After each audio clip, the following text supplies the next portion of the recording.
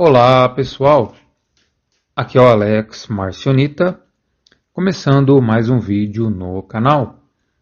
A graça de Crestos a todos. Então, eu quero trazer o assunto da transformação, deixando um pouco o Evangelho de Tomé de lado, tá? Eu acho que este assunto da transformação é importante e também está conectado com a questão da ressurreição. Então eu pretendo trazer aqui a ressurreição do ponto de vista marcionita e cristiano, se é que ele existe de fato, se é que esta palavra ressurreição realmente era utilizada pelos marcionitas, tá? E é algo que há muito tempo que eu já reflito sobre este tema. Então, quem acompanha o canal há mais tempo sabe que eu sempre investiguei essa questão da ressurreição. Então, assim, recapitulando, né? Existe um texto de um teólogo e historiador francês que ele escreveu este texto por volta de 1925, tá?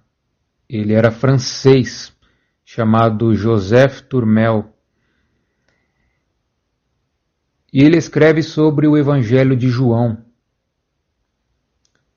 Mas em uma parte específica, ele está reconstruindo o pensamento marcionita. E ali ele fala que para os marcionitas a ressurreição já haveria ocorrido e seria um processo mental, dia após dia, um despertar da ignorância. E ele escreve com base nos relatos do próprio Tertuliano. Então existem de fato textos no Novo Testamento, especialmente nas cartas de Paulo, que dão a entender justamente isso, que a ressurreição é um evento já ocorrido. Tá? Eu cito aqui Efésios capítulo 2 e Colossenses capítulo 3.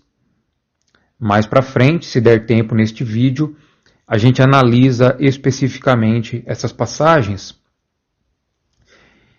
E tem dois textos também bem importantes nesse estudo, que são os textos católicos. Um deles está nas epístolas pastorais. Eu não lembro agora se é 1ª ou 2ª Timóteo, porque faz tempo que eu estudei essa questão. E ali, o autor das epístolas pastorais, se passando por Paulo, ele está combatendo os gnósticos de Éfeso, que se chamavam Himeneu, Alexandre e Fileto. E estes gnósticos ensinavam que a ressurreição era um evento já ocorrido, tá? E isso deixou o autor das epístolas pastorais furioso, né? Inclusive ele fala que vai entregar esses mestres gnósticos para Satanás, né? Então ele estava basicamente amaldiçoando os mestres gnósticos de Éfeso. E na epístola aos Filipenses de Policarpo, ele fala basicamente que os seus inimigos, e aqui provavelmente eram os marcionitas, eles negavam a ressurreição. Então aqui eles negavam qual ressurreição? A ressurreição católica e joanina, que o apóstolo João descreve em seu livro de Apocalipse, que é a ressurreição futura, a ressurreição do último dia, está ali em Apocalipse capítulo 20. Tá? Eu não sei exatamente, porque eu não sou tão familiarizado com essa literatura joanina, mas parece que tem a ver com os 1000 anos do Messias, né? A era messiânica. Então, esses mortos que iriam ressuscitar participariam do reino milenar. É algo nesse sentido. Como eu disse, eu não sou especialista nos escritos joaninos, tá? Mas essa introdução que eu trouxe é justamente para recapitularmos um assunto que já vínhamos estudando aqui no canal, tá bom? Então, assim, atualmente a minha visão já está mais atualizada, né? Eu já refleti bastante a respeito disso. Eu encontrei outros textos em Lucas e Paulo que fazem a nossa tese evoluir, tá? Então eu gostaria de propor aqui uma divisão em 3 partes, que seriam 3 possibilidades ou então opções para que pudéssemos interpretar a questão da ressurreição, tá? A primeira delas é a ressurreição católica, e aqui a palavra grega seria anástasis. Anástasis é traduzido como ressurreição no Novo Testamento. Inclusive é utilizado por João no Apocalipse capítulo 20. Então, anástasis vai significar justamente o levantar da sepultura, o levantar do túmulo, né? O ressurgir dos mortos, tá bom? Então este é o sentido bem clássico aí da ressurreição, né? E na visão católica, na verdade, ao meu ver, é uma visão confusa, porque de um lado, para eles, a humanidade antes de Cristo, ela estava morta em pecados. Então eles interpretam o pecado de Adão, lá em Gênesis, que comeu o fruto proibido, o fruto do conhecimento seria o pecado original, e através deste pecado a morte entrou na humanidade. Então somente através de Cristo é que a humanidade é vivificada, e mais especificamente através da cruz, porque é na cruz que Cristo ele vai expiar ou então lavar os pecados da humanidade. Percebem? Então isso é uma espécie de ressurreição. Por isso que em 1 Coríntios capítulo 15, e eu acredito que aqui há um enxerto católico, Paulo escreve que assim como todos morrem em Adão, também todos são vivificados em Cristo. Então aqui tem a ver com a promessa de vida, do grego zoé, que o demiurgo fez ao povo do Velho Testamento, que é a velha humanidade, tá?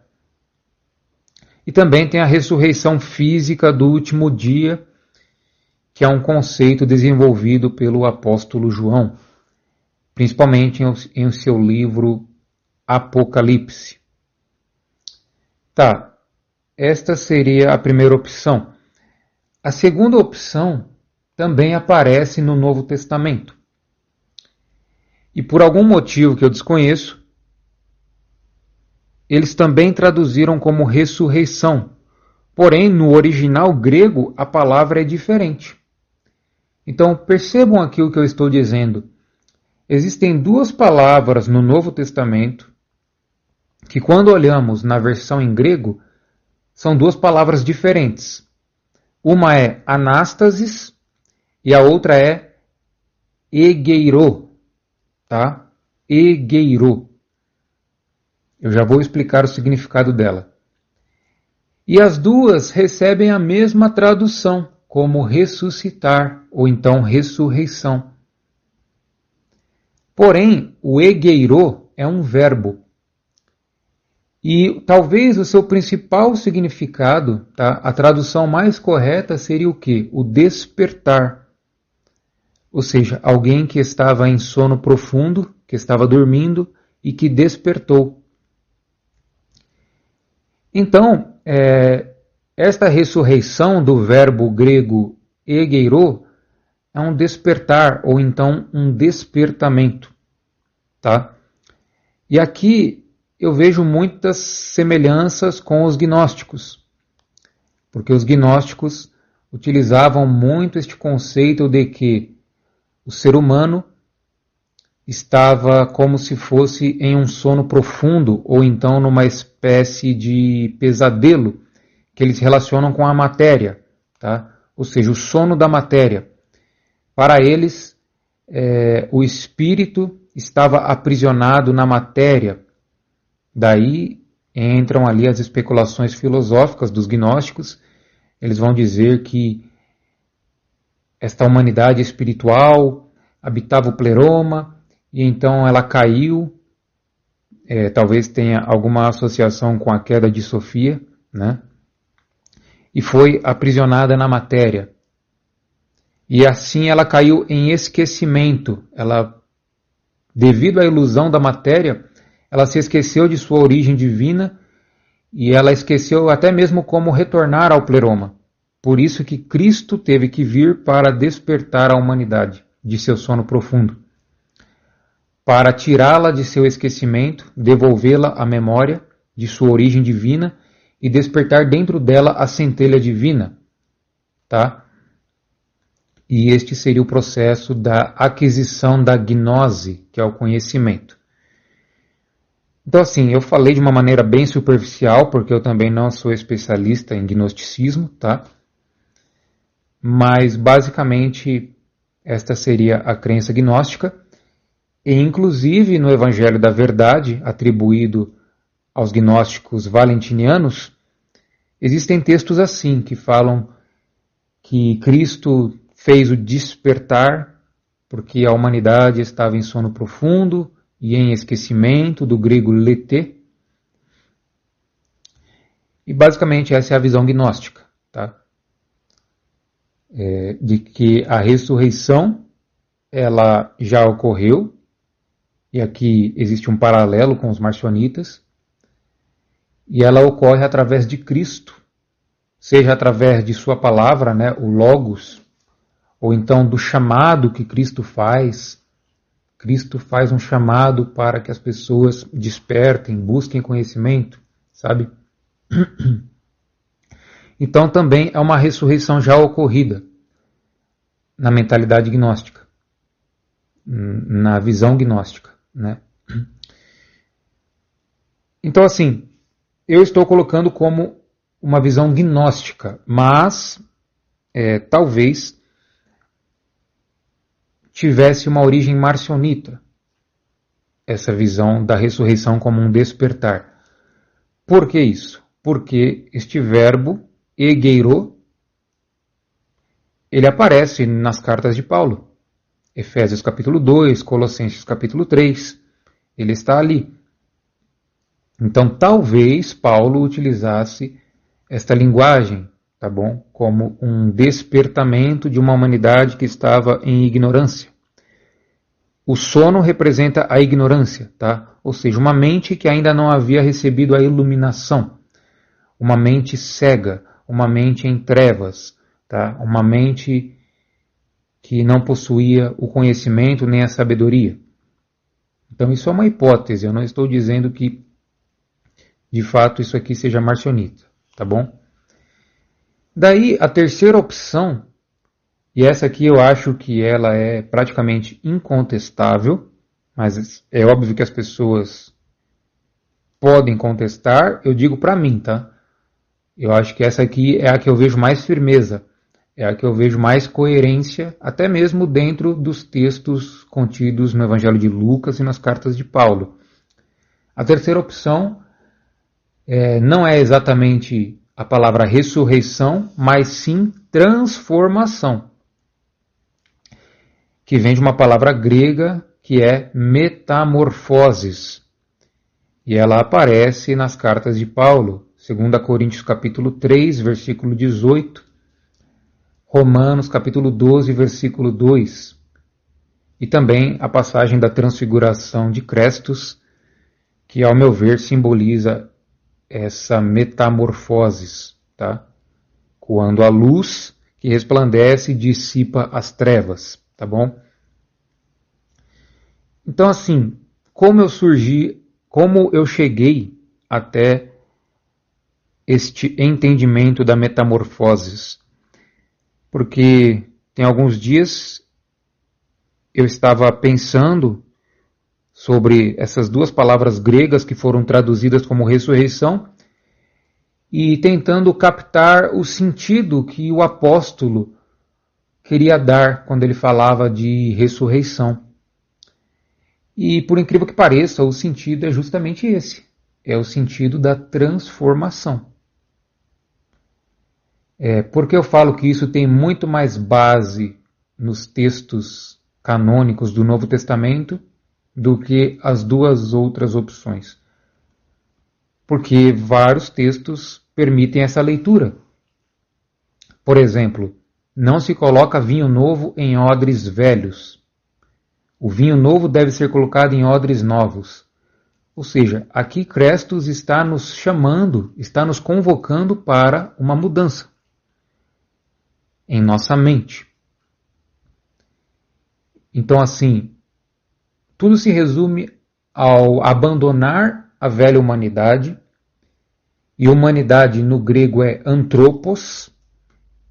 Então, o abandonar do velho anthropos para que possamos nos tornar novo anthropos. Ou seja, é uma questão antropológica, pessoal. A palavra anthropos aparece no Novo Testamento. E eu acho que talvez ela tenha um peso tão grande que deveríamos justamente usar a sua forma transliterada, né? Porque se vocês pensarem, tudo ocorre no anthropos. E mais especificamente na mente de cada pessoa, né? Do grego nous. Mas tudo ocorre no anthropos. Por quê? Porque no Velho Testamento temos um modelo de anthropos, um modelo de humanidade, que foi Adão e depois todos os patriarcas, os três principais, Abraão, Isaque e Jacó. Israel, descendente de Jacó, os 12 filhos de Israel, ou melhor, os 12 filhos de Jacó são as 12 tribos de Israel. Fora os outros nomes importantes do Velho Testamento, como Moisés, Elias, Davi, Salomão e etc. Então, para nós, todos esses personagens, todos esses patriarcas são um arquétipo. É o arquétipo da velha humanidade. Tá? E quando o Crestos vem para a Terra, ele revela uma nova humanidade. Então, assim, talvez, vejam, isso aqui é uma especulação. Ele dizia, o Filho do Homem, né? Principalmente no Evangelho de Lucas, ele utilizava muito essa linguagem, o Filho do Homem, se referindo a si mesmo. E ali eu não cheguei a confirmar, mas provavelmente aparece a palavra anthropos, que eles traduzem como homem, mas no grego é anthropos. Então, e se ele estivesse dizendo algo como o novo anthropos? Ou seja, ele representava o novo anthropos. Então, ele estava dando o exemplo de como a nova humanidade deveria ser. Por isso que ele é chamado pelo apóstolo de primogênito. Ou seja, ele é o primeiro indivíduo de uma nova criação. Daí as pessoas pensam, como assim uma nova criação? Pois é, isso aparece no Novo Testamento. Uma nova criação. Tá? Uma nova geração. E como que alguém vai ser criado novamente? Porque quando a gente pensa em criação, a gente pensa em Gênesis, né? Que Deus formou Adão do pó da terra e soprou o fôlego da vida em suas narinas. Não é isso? E Eva foi tirada da costela de Adão. Não é isso? Pois então. Mas Paulo falava de uma nova criação. Ou isso é enxerto, ou então, de fato, ele tinha convicção de que Crestos teria criado uma nova humanidade. E qual seria a ferramenta de Crestos? A palavra. Tá? A palavra faz a nossa mente despertar para a realidade espiritual. Então passamos a enxergar o mundo de outra maneira. Passamos a nos comportar de outra maneira. E daí a gente inicia o quê? Uma caminhada espiritual, uma jornada espiritual. Que do grego é peripateo. Peripateo é o verbo traduzido como caminhar, andar. Tá? Por isso que o apóstolo falava, andai em espírito, e não cumprireis os desejos da carne. Ou seja, só tem uma forma da gente dominar as paixões da carne e termos autocontrole, do grego encrateia. Qual é esta forma? Andar em espírito. Ou seja, dia após dia, caminhar em espírito.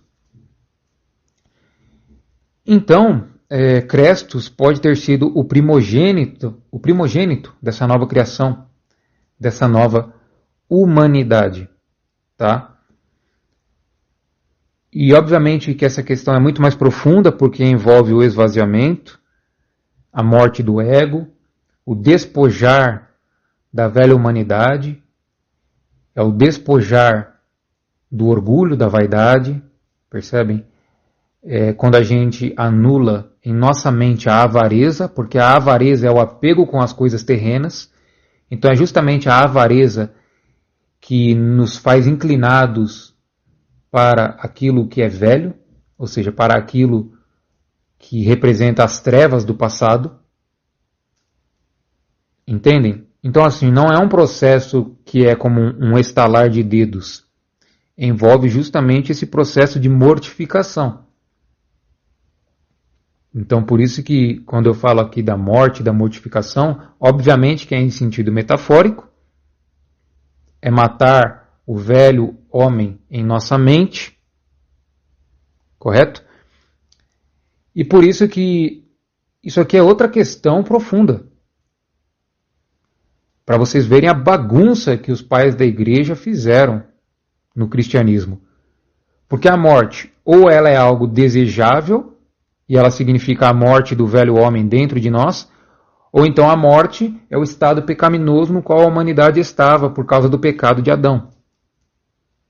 Vocês percebem a bagunça? Sabe? E a gente vem aqui esclarecer essas coisas, ou ao menos tentar. E poucas pessoas dão valor, hein? Poucas pessoas dão valor. Mas tudo bem. Então, assim, a terceira opção é a metamorfoses. Tá? Meta é além, ou então uma mudança. Tá? E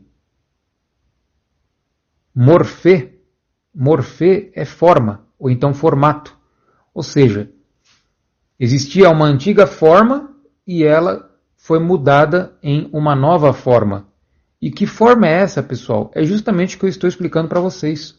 O velho antropos, ele é transformado em novo antropos. E isso aqui resume o Evangelho, o Apóstolo. Percebem? Esse é o resumo da obra. Mas enfim, o que eu quero dizer, e depois eu vou ler alguns textos que eu separei, o que eu quero dizer é que a primeira opção da ressurreição física e católica, eu descarto. Eu não acho que a humanidade estava num estado de morte. Eu acho que isso aqui corrobora muito mais para a linguagem católica do que para a visão marcionita. Mas vocês podem discordar de mim. Inclusive, eu quero que vocês comentem aí, se vocês sentirem no coração, podem comentar a opinião de vocês sobre essa questão. O que vocês acham que é a ressurreição? E dessas três opções que eu passei aqui, né, qual delas ou quais delas vocês acham que é mais coerente e que é mais próxima do pensamento marcionita? Vocês podem comentar, tá? E então assim, eu vejo a primeira opção como um engodo. Tá? A segunda opção é aqui que o filho chora e a mãe não vê. Tá? Porque a segunda opção, ela parece marcionita, ela puxa para a questão do autoconhecimento, né? Da transformação interior, da mudança de mentalidade, algo que atua na nossa mente, é a iluminação da mente, digamos assim, né? É até um conceito bem filosófico, me lembra ali a questão do mito da caverna, de Platão, né? Então assim, recapitulando, a segunda opção é o despertar, a ressurreição é como um despertar da mente. Estávamos em sono profundo e então acordamos. Então isso lembra o mito da caverna de Platão, que os que estavam ali na caverna eram como prisioneiros que só viam as imagens através de sombras. E estas sombras eles achavam que eram reais. E somente um deles que vai ter assim a intuição de se libertar e ir para fora da caverna. E ali ele vai ver que aquilo eram apenas sombras e que a verdadeira luz, digamos assim, seria a luz do sol. É alguma coisa assim, né? Esse mito está na República de Platão, tá bom? Então assim, percebam, é uma visão bem filosófica.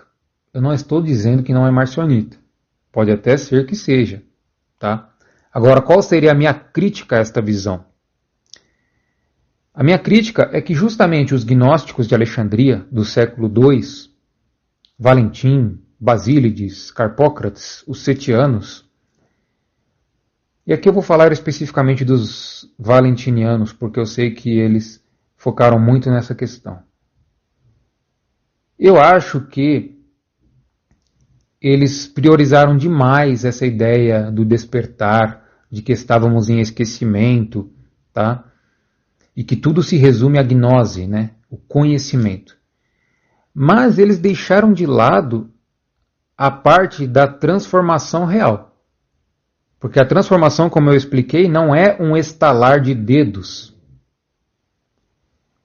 Ela é um processo contínuo e um processo que envolve renúncia, desapego. E isso fala no Evangelho de Tomé. No Evangelho de Tomé, Jesus fala para renunciarmos ao mundo. Então, assim, não é algo que eu estou inventando. No Evangelho de Lucas, Jesus fala várias vezes para renunciarmos ao mundo, né? Aquele que não deixar pai, mãe, filho, esposa, terras, para me seguir, não é digno de mim. Ou então, se alguém quer vir após mim, negue-se a si mesmo, tome a sua cruz de cada dia e me siga. Ou seja, envolve renúncia e desapego com a matéria. Percebem? Matéria é uma forma de falar das ilusões deste mundo. Então toda essa parte, na minha opinião, ela é até mais importante. Ela é mais importante. Como eu expliquei, é um processo antropológico. Ocorre em cada indivíduo, principalmente na mente das pessoas. Principalmente em sua mente. Porque é na mente que a pessoa vai perceber as coisas. É através da mente que a gente forma imagens, que a gente tira conclusões. É através da mente que a gente interpreta o mundo. Então, antes de Crestos, as pessoas não sabiam como interpretar o mundo da maneira correta. Elas observavam as trevas e elas achavam que as trevas eram luz. Aí vem o Crestos e fala: vocês estão vendo essa luz? Ela é trevas. A verdadeira luz é essa aqui que eu estou trazendo. Por isso que ele usava a parábola da candeia. A candeia é como se fosse uma vela à base de óleo dos tempos antigos. Então, eu acho que os gnósticos, principalmente os valentinianos, deixaram de lado essa parte. Eu não conheço toda a literatura deles, mas A impressão que eu tenho é essa, né? Então essa seria a minha crítica a esta visão da ressurreição como um despertar da consciência. Agora, se ela era paulina, marcionita, lucana, cristiana, eu não sei. Pode ser que sim. Tem alguns textos no Novo Testamento que nos levam a acreditar que sim. Mas ela não tinha toda essa importância que os valentinianos deram. Ela era tipo que um complemento da transformação. Percebem? A metamorfose é o principal. E essa parte mais mística, gnóstica, né, do despertar da consciência, é um complemento, faz parte. Mas é como eu já disse algumas vezes aqui, a gnose não é um fim em si mesma. Não existe essa história de, olha, adquiri conhecimento, agora eu estou salvo.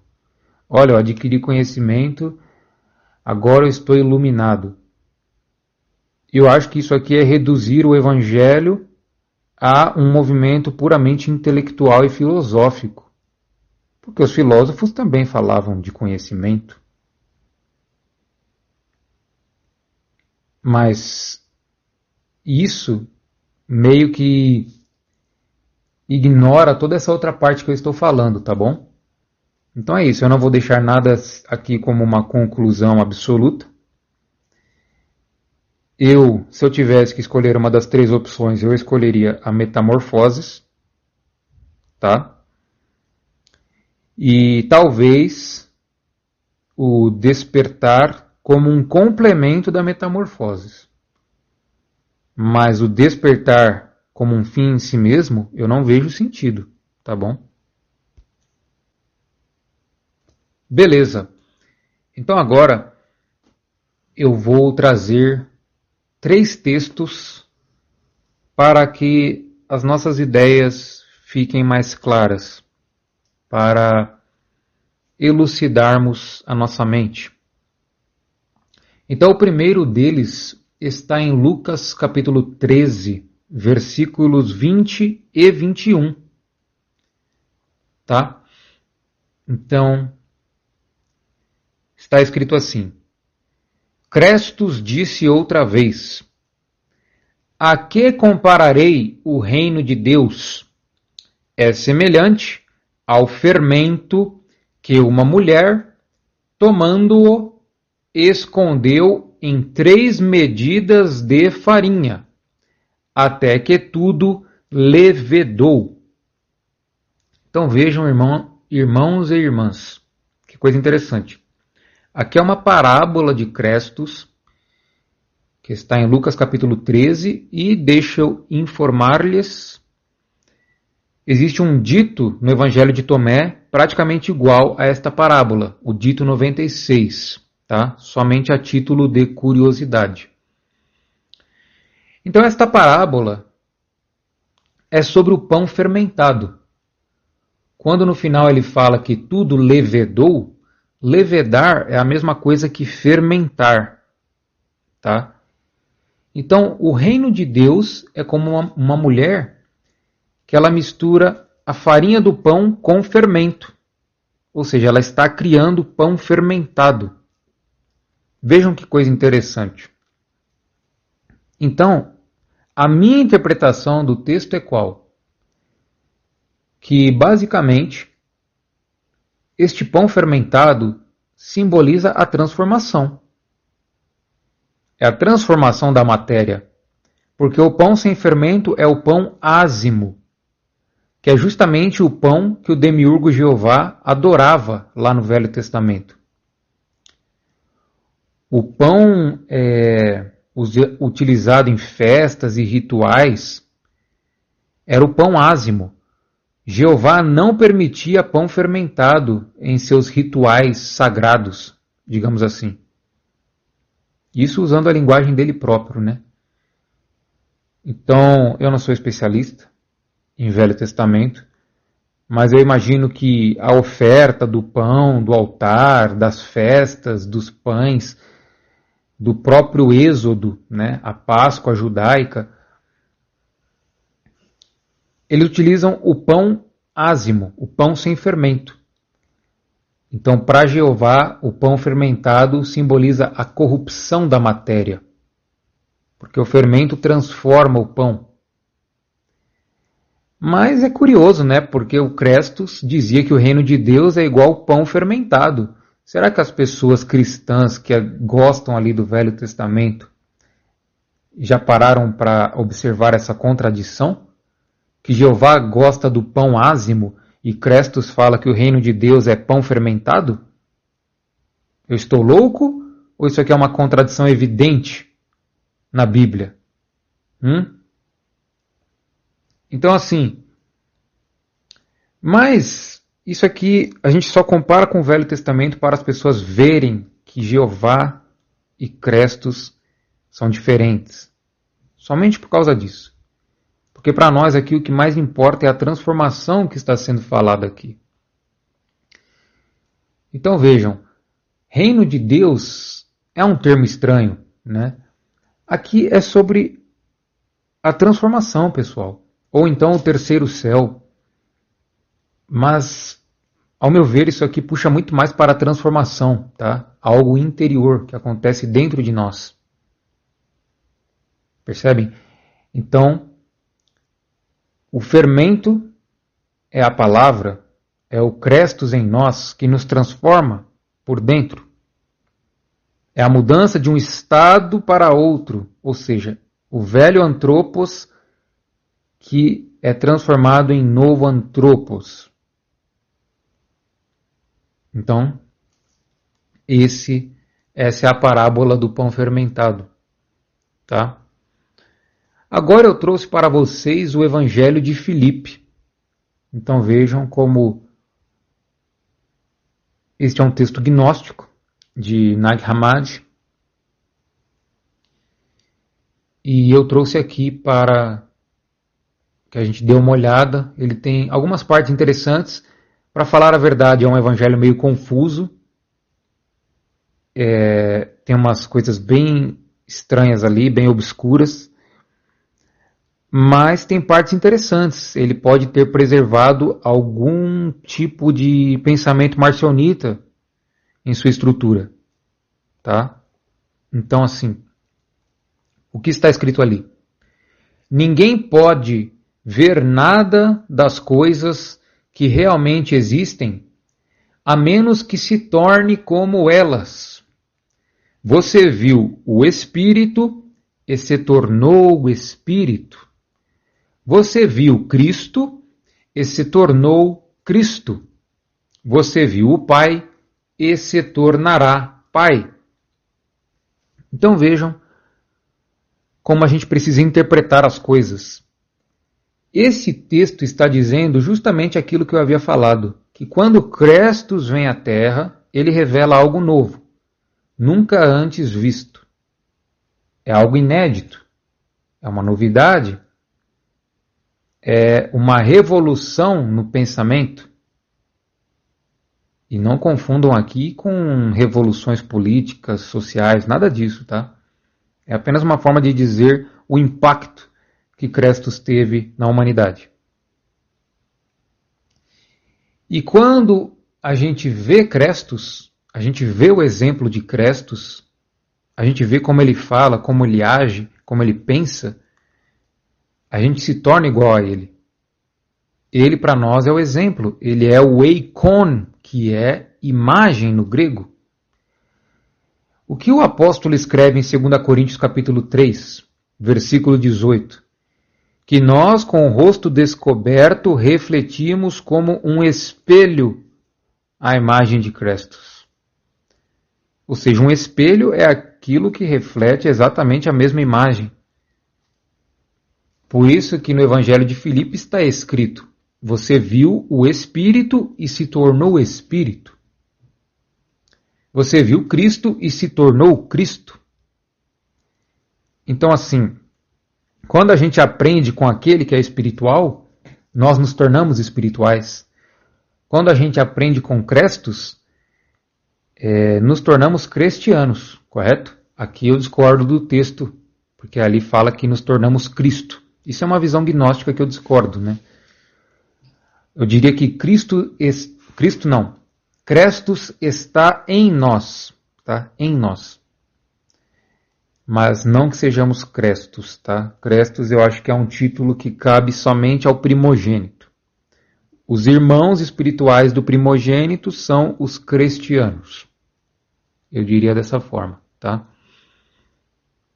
Então, beleza. Agora, o último texto que eu vou ler, ele é um pouco mais comprido, né? E peço que vocês escutem com atenção. E aqui é justamente um texto sobre a ressurreição, tá? Também é um texto gnóstico encontrado no achado de Nag Hammadi.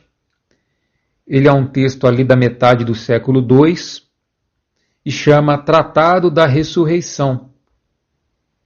E o nome alternativo é Carta a Reginos. É um nome grego, tá? Reginos. E ele é atribuído aos gnósticos valentinianos.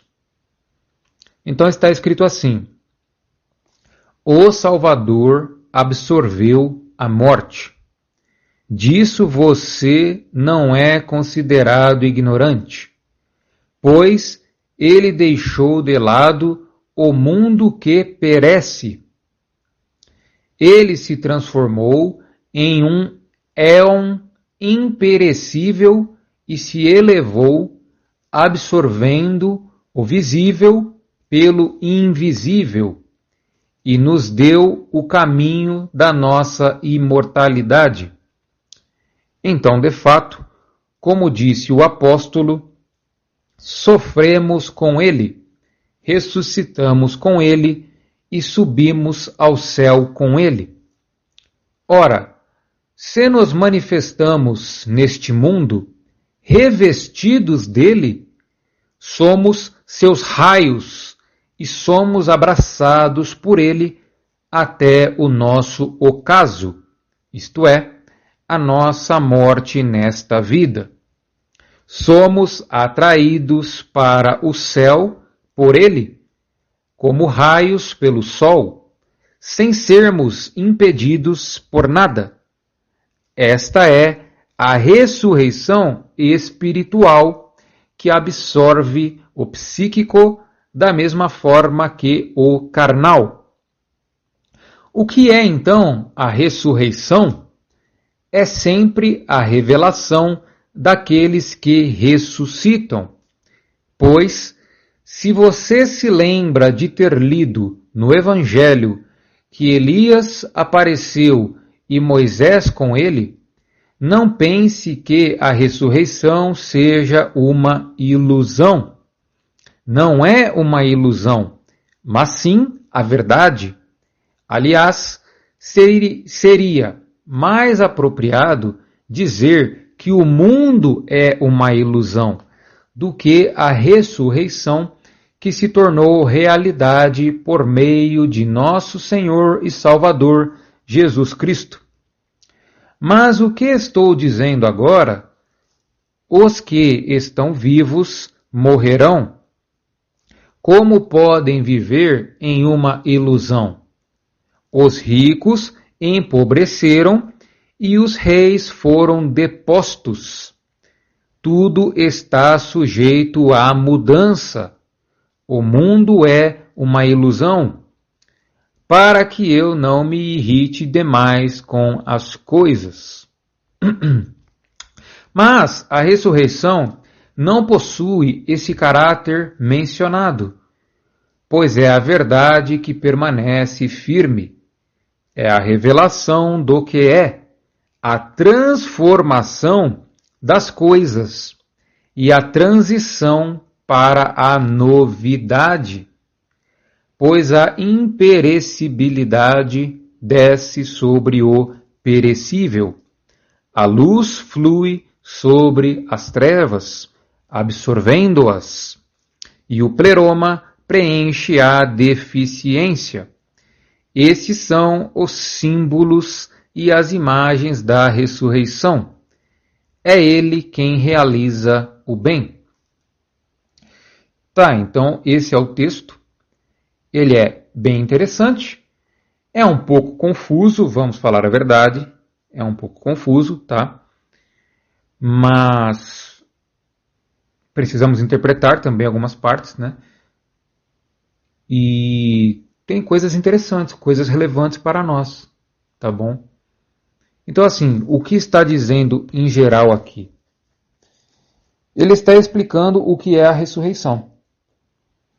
Então, para ele, a ressurreição não é uma ilusão, não é algo que só existe na imaginação das pessoas, né? Como se fosse um tipo de efeito placebo. Não, para ele, o mundo é uma ilusão. Então, quando ele fala que os que estão vivos morrerão, isso aqui é importante. Porque, como eu disse, a promessa de vida, ela é do Velho Testamento, ela é da velha humanidade. Então, isso tudo precisa morrer. Por que que precisa morrer? Ele responde em seguida, né? Como podem viver em uma ilusão? Ou seja, essa vida, a árvore da vida, é uma ilusão. Então a gente precisa superar a ilusão, a gente precisa vencer esta ilusão. Precisamos nos desprender destas amarras ilusórias. E ele fala que quando este processo ocorre, os ricos empobrecem e os reis são depostos, ou seja, os reis perdem os seus cargos de poder e autoridade. Por que isso? Porque justamente os ricos e os reis representam aqueles que se beneficiam deste mundo de ilusão. Mas quando vem a transformação, ou então a ressurreição, que ele fala no texto, tudo muda. Tudo muda. Todo o status quo deste mundo, ele muda. Ele é colocado de cabeça para baixo. Por isso que ele escreve, tudo está sujeito à mudança. Isso lembra até mesmo o filósofo grego Heráclito. Acho que este é o nome, né? Heráclito. Que falava que não se entra num rio... não se entra no mesmo rio duas vezes. Ou seja, o rio, a água que está correndo ali, ela está sempre em mudança. Então ele usava esta metáfora para dizer que a vida está em constante mudança. Tá? Então o mundo é uma ilusão. É isso que ele está escrevendo aqui. Tá? Aí no final do texto ele vai demonstrar a ressurreição em seus aspectos. Então quais são os aspectos da ressurreição na visão do autor deste texto? Tá? Ela revela, ela é uma revelação. Ela é uma transformação das coisas. E ela é uma transição para a novidade. Ou seja, para transitarmos para aquilo que é novo, antes precisamos nos desapegar daquilo que é velho. E aqui ele fala que ela é a luz que flui sobre as trevas. Isso eu acho interessante, né? É a luz que resplandece nas trevas. Então vejam, para ele, a ressurreição é um evento já ocorrido, né? É um evento já ocorrido. Quer ver? Ele fala aqui de Jesus Cristo, né? Deixa eu só pegar aqui no texto. Ele fala que a ressurreição se tornou realidade por meio de Cristo. Ele fala que Cristo, quando veio ao mundo, ele se transformou em um éon imperecível. O que é um éon? É a eternidade. Então ele se transformou em eternidade e se elevou. Ele absorveu o visível. O que é o visível? É o mundo físico, é a matéria, é aquilo que é tangível. Ele absorveu o visível pelo invisível. O invisível é o espiritual.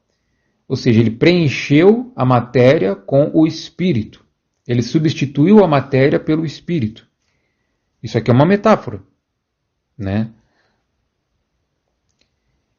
Então, ele inclusive cita o apóstolo, né? Sofremos com ele, ressuscitamos com ele e subimos ao céu com ele. E nós que somos ressuscitados neste mundo somos como raios do sol. Aqui os raios que ele está falando são raios do sol, tá?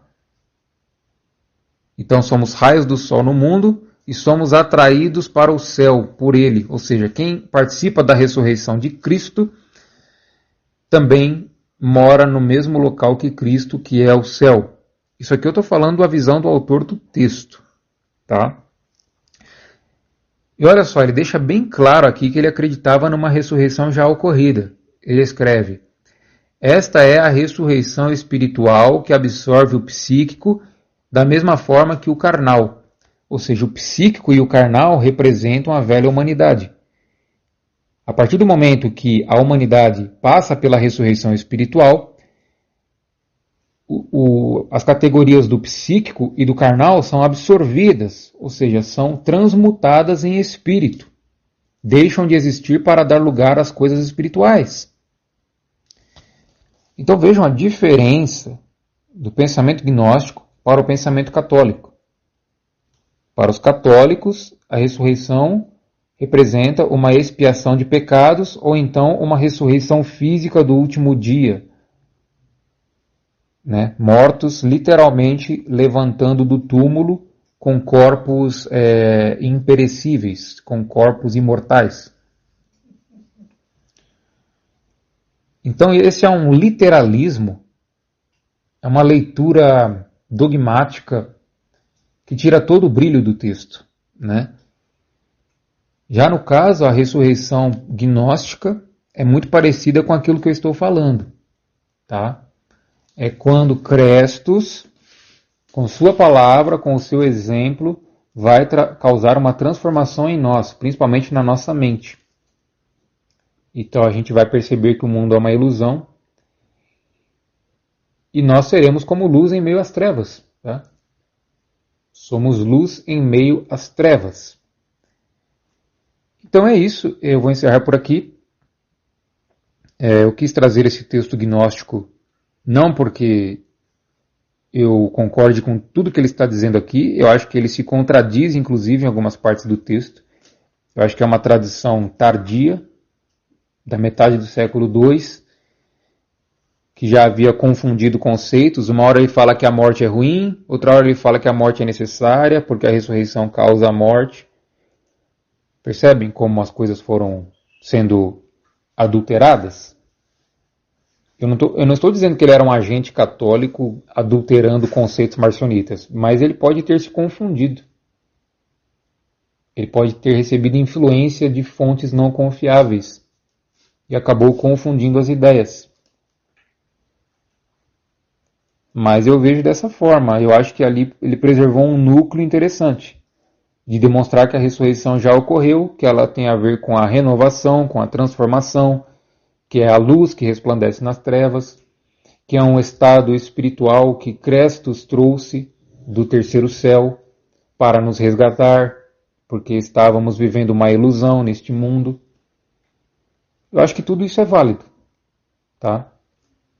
Mas continuo achando que a metamorfose é o mais importante. E talvez essa parte do despertar da consciência seja um complemento, tá bom? Então é isso. Fiquem na graça de Crestos e até a próxima.